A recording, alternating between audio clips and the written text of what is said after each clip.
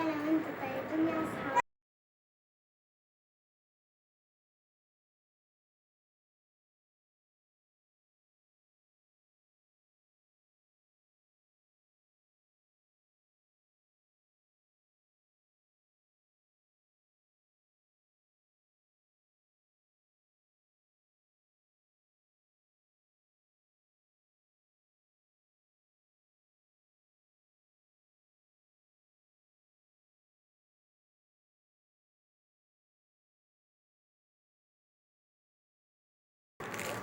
إنه عيد البشرى بني في التفاؤل تهب على بلادنا. إنه عيد البشرى بزوال الوباء وذهاب البلاء وعزته. الله أكبر الله أكبر الله أكبر. مع السلامة. لا إله إلا الله. مع السلامة. مع السلامة.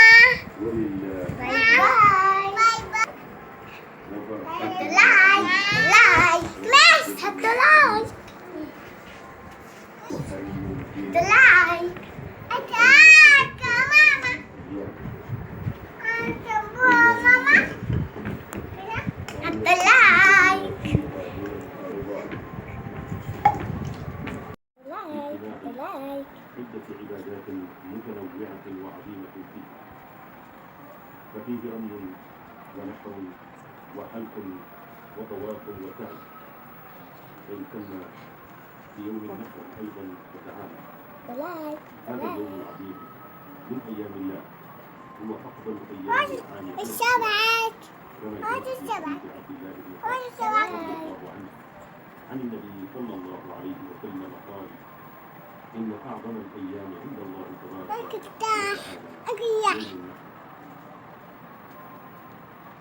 ومن طبيعة هذا اليوم أيها الإخوة،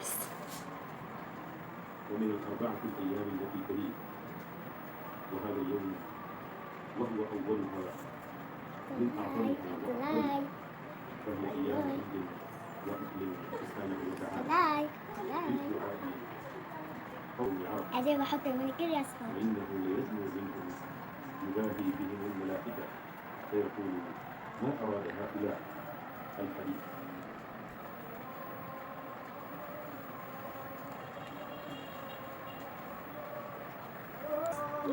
إيه رأيكم في المنكر بتاعي؟ الله